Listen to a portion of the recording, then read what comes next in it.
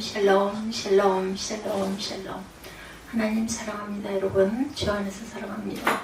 저기 불을 좀 눌러주실래요?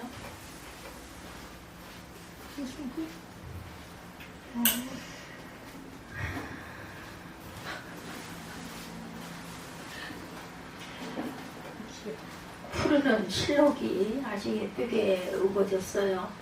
6월 달에 6월 초에 환경의 날들을 지키는 교회들이 꽤 많이 있다고 하네요. 특히 그 감리교 쪽에서 환경의 날을 많이 지켜서 해마다 6월 첫째나 둘째 주일에 환경 선교주일로 지키고 있다고 합니다. 우리 교단은 이런 부분은 없는 걸로 아는데 어쨌든 참 좋은 일이라고 생각을 해요. 지금 환경 문제가 요즘에 상당히 요즘이 아니라 한 10년 됐죠. 그래서 그린 크리스찬 이런 이야기도 저도 많이 듣고 설교를 한 바도 있습니다. 그래서 세계 회의인 유엔 인간 환경 회의가 발족이 돼가지고 하나뿐인 지구라는 주제로 1972년 72년도네요. 6월 스웨덴 스톡홀름에서 열렸다고 그래요. 113개 나라 대표가 참가를 해서 환경 파괴로 인한 기후변화와 생태계 파괴의 심각성을 경고하고 이에 대한 대책들을 논의했다고 그래요. 중요하죠. 필요하다 생각합니다. 이 회의에서 현재 지구 환경 논의의 기본 현장이 된 유엔 인간 환경 선언을 채택하고 유엔 내의 환경 전문 기구인 UNEP의 설치, 환경의 날 제정이 결정이 되었다고 합니다. 1972년 제27차 유엔 총회에서 유엔 인간 환경회가 개최되었던 6월 5일을 세계 환경의 날로 지정하고 해마다 주제를 하나씩 설정해서 세계적으로 환경 보존 행사를 실시하도록 권고하고 있다고 합니다. 권고. 이 환경의 날에 발맞춰서 한국 감리교회가 창조 질서를 보존해가는 문제가 곧 하나님의 명령일 뿐만 아니라 우리 인간의 생명을 지켜나가는 문제다. 누가 뭐로 돼서 꼭 해야 되는 그런 이유인 것보다는 환경 굉장히 중요하죠. 창조 질서의 보존을 위한 창조적 사명을 감당하자. 그래서 그 목적을 가지고 환경 선교주의를 지켜가고 있다고 그래요. 이렇게 선교주의를 지키는 것은 다른 교단과 달리 감리회가 특별히 사회선교와 사회구원에 대한 아름다운 전통을 감리교 창시자인 존 웨슬리 목사님으로부터 물려받았기 때문이다. 이렇게 이야기하고 있다고 그러네요. 그래서 한국 감리교회는 지난 2005년 입법회의에서 정정을 개정하면서 한국 교회에서 최초의 교인의 의무 구조 속에 환경사랑과 보존의 의무를 신설했다고 합니다. 교인은 환경을 사랑하고 보존하는 일에 솔선수범한다. 그래서 교리와 장정을 106항으로 만들었다고 그러네요. 그래서 환경 선교주의를 지키면서 하나님께서 우리 그리스도인들에게 하나님의 창조 질서 보존을 위해서 하나님의 동산지기로의 사명을 맡겨주신 사실을 다시 한번 깨달자. 그 사명을 감당하기 위해서 분발하는 그런 주가 되자 해서 특별히 6월 초를 그렇게 정했다고 그래요. 아직 지금 저희가 4월 중순을 가고 있으니 조금 기간이 남았죠. 그래서 5월 달에는 여러분들 아시다시피 그 성령 강림주 저희 교회 창립이 있어서 제가 그 부분을 더 주지했던 것이 나중에 생각이 났어요. 그래도 뭐 부딪힘이 적었을 걸 그랬다. 창립주 우리 그 현수막이 안 보여요. 그래가지고 성령 강림주를 제가 걸었습니다. 지구 환경 위기가 점점 심각한 상황으로 가고 있죠. 이 문제가 결코 남의 문제가 아니에요. 우리가 살아가는데 정말 직접적으로 관계가 되어 있는 문제이기도 하죠. 그래서 몇 년 전에 유엔 기후변화 정부간 위원회 그 IPCC네요. 6년간 세계 130개국의 과학자 2,500명이 참여해서 연구 그 결과물인 기후변화 평가 보고서를 발표한 적이 있었는데 그 내용이 굉장히 충격적이었다고 합니다. 지금처럼 화석 연료 사용이 계속돼서 지구가 더 뜨거워지면 앞으로 30년 안에 양서류를 중심으로 지구 생물종의 20-30%가 멸종 위기에 놓이게 된다. 그리고 우리 인간도 그 피해서 벗어날 수가 없겠죠. 관계가 있죠. 태풍, 홍수, 가뭄 등 자연재해가 갈수록 심해지고 있다고 해요. 이에 따른 질병과 사기는 물론 식량과 물 부족이 예상이 된다라고 하고 있습니다. 그래서 하나님의 창조 질서를 보존하는 문제는 자연 생태계를 보존하는 문제에서 끝나는 것이 아니라 인간 자신의 건강을 지켜내서 결국은 하나님께서 우리에게 주시고자 하시는 행복한 삶을 사는 문제로 직결되고 있다는 것을 우리가 한 번 더 생각해 봐야겠다는 거죠.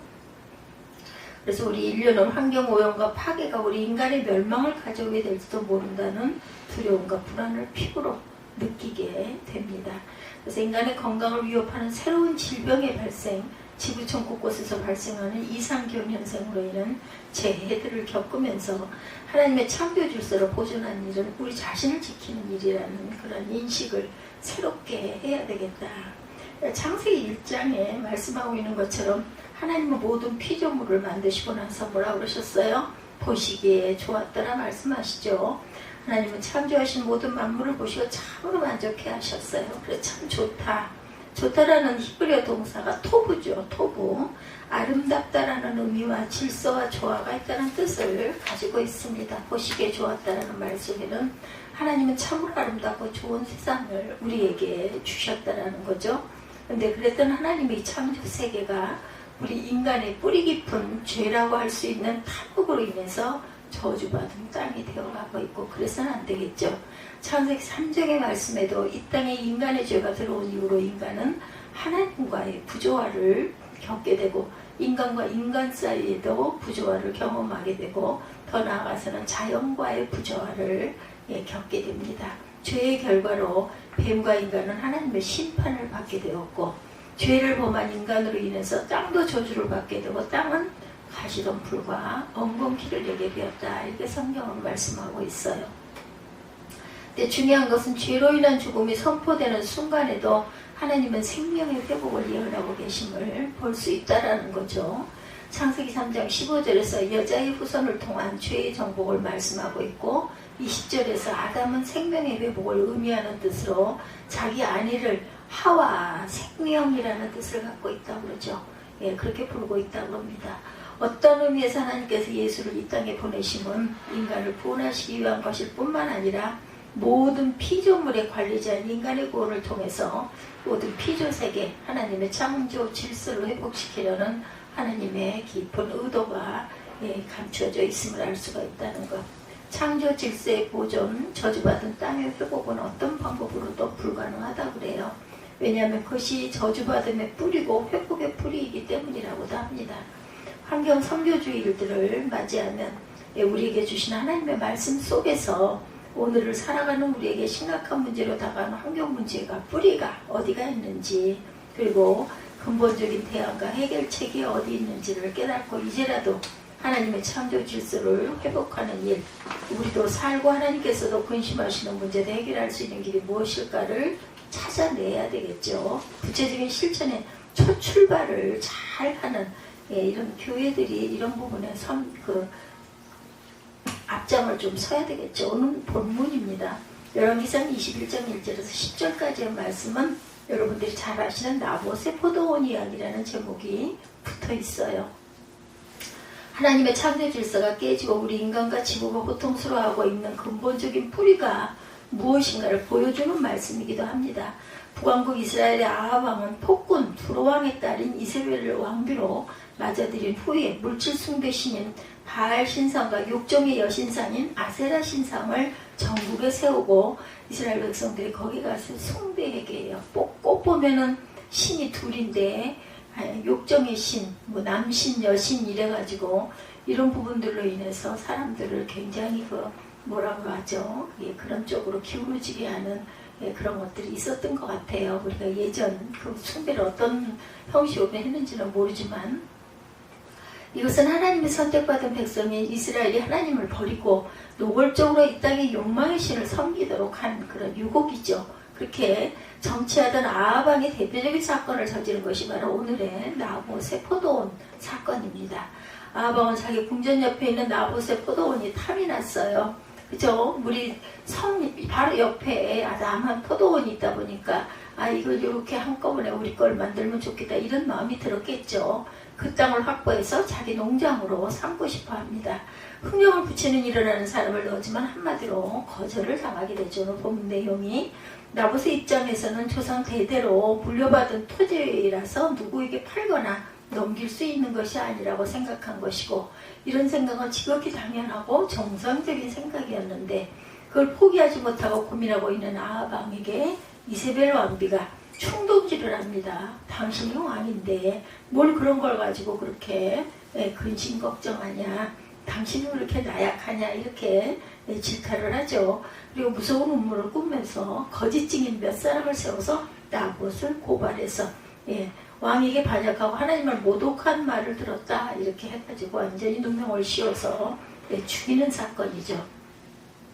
그걸 근거로 눈치 빠른 이스라엘 귀족들이 동조하고 선동하고 결국은 나봇을 돌로 쳐 죽여요. 그 시대에는 이제 돌로 쳐 죽이는 그런 그 형벌이 있었죠. 그리고 나서 아무 일 없었다는 듯이 포도원을 차지합니다. 뭐 돈으로 주고 뭘 대신 주고 할 필요도 없어. 사람 하나 죽여버리니까 끝이 났습니다. 이때 하나님의 사지아인 엘리야가 하나님의 음성을 듣고 아합 왕을 찾아가서 말하는 내용이에요. 여호와의 말씀이 내가 죽이고 또 빼앗았느니라. 여호와의 말씀이 개들이 나봇의 피를 핥는 곳에서 개들이 내 피, 곧 내 몸의 피가 핥으리라. 너 죽을 거야 라는 얘기예요. 그렇죠? 계속해서 엘리야의 예언이 이어지죠. 내가 재앙을 내게 내려 너를 쓸어버리되 내게 속한 남자는 이스라엘 가운데 매인자나 노인자나 다 멸할 것이요, 이세벨에 대해서도 개들이 너희 시체를 먹게 될 것이라는 끔찍한 시판. 너희 둘은 다 죽을 것이다 라는 거죠. 쉽게 얘기해서. 그리고 그 무서운 경고는 그대로 시행되어서 아합도 전쟁터에서 죽고 이세벨 왕비도 4시에 칼에 찔려서 창밖에 던져져서 개들에게 먹히는 그런 내용입니다. 이 모든 고통스러운 삶과 죽음이 어디로부터 오는 것인가? 인간의 탐욕으로부터죠. 아합은 이미 모든 것을 다 가졌음에도 불구하고 나봇의 포도원을 탐했고 결국 무죄한 자의 피를 흘리게 되죠. 자기에게 주어진 것에 만족할 줄 모르고 끝없이 더 많이 차지하고 누리려는 탐욕이 결국은 남의 생명도 죽이고 다른 생명을 짓밟고 모두가 고통스러운 삶을 살 수밖에 없게 된 것이다. 제한 없는 탐욕이 허용되는 사회는 결국 지옥과 같은 곳으로 변하게 되는 것이므로 오늘 본문 말씀에서 분명하게 깨우쳐주고 있습니다.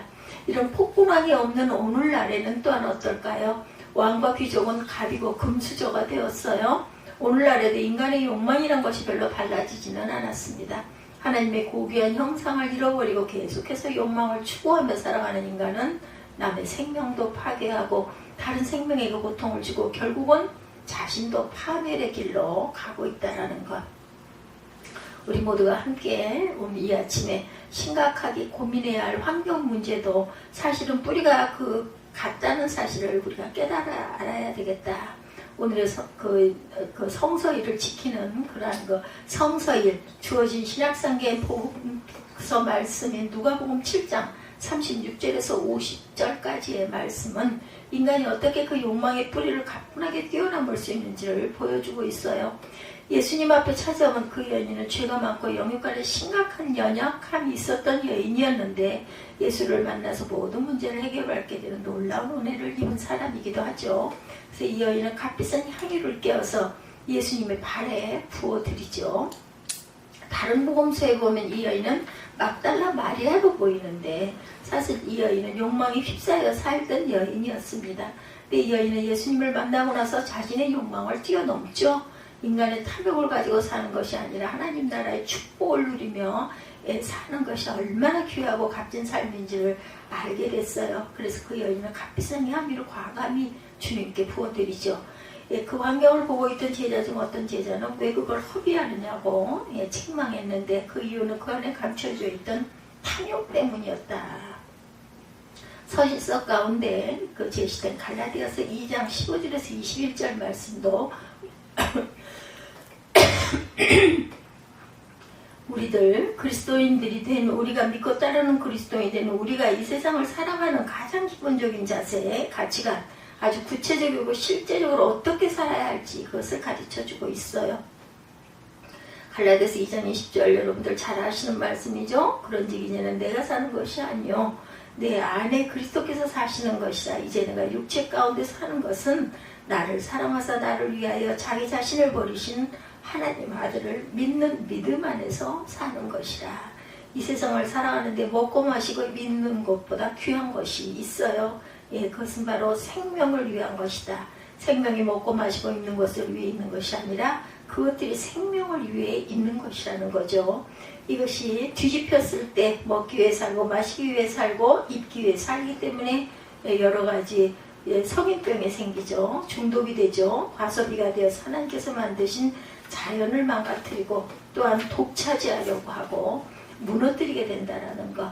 문제는 그렇게 되면 거기서 그치는 것이 아니라 인간 스스로가 그 생명의 토대를 허무는 것이기 때문에 이제는 역으로 병든 자연이 인간의 생명을 공격하게 되고 파괴하고 고통을 주고 심판이 된다는 거죠.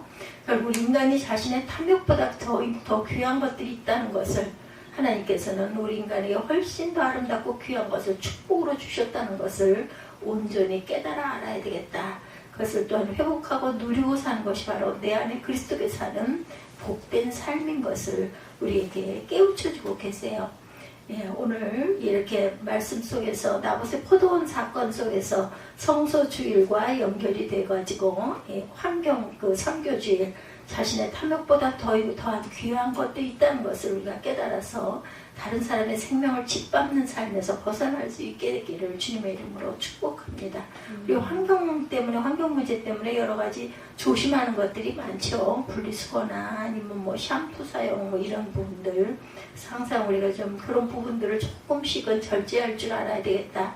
또한 하나님께로부터 받은 바 은혜와 사랑을 잊어버리고 배운 멍덕하게 살아가면서 여전히 탐욕을 넘어서지 못하는 것이 아니라 벗어버리고 은혜의 빚진 자로 귀한 것을 기꺼이 내어드림으로 진정한 행복한 삶을 살아갈 수 있어야 되겠다는 거죠. 탐욕을 채우며 살아가는 것보다 하나님의 창조 질서를 보존해 나가서 우리의 생명을 생명되게 하기 위하여 생태적인 생활 습관을 가지고 좀 불편하더라도 환경을 보호하고 살아가는 것이 훨씬 귀하고 행복한 삶인 것을 기억하고 그렇게 살아감으로 하나님의 기쁨을 회복시켜드리고 우리 자신을 지켜나가는 저와 여러분들이 되시기를 주님의 이름으로 축복합니다. 오늘은 열왕기상 21장 1절에서 10절 말씀 나봇이 생명을 바쳐 말씀을 지킨 그 사건을 통해서 아름답게 주신 이 세상을 우리가 어떻게 보호하고 살아가야 할 것인가 이런 내용으로 함께 은혜를 나눴습니다.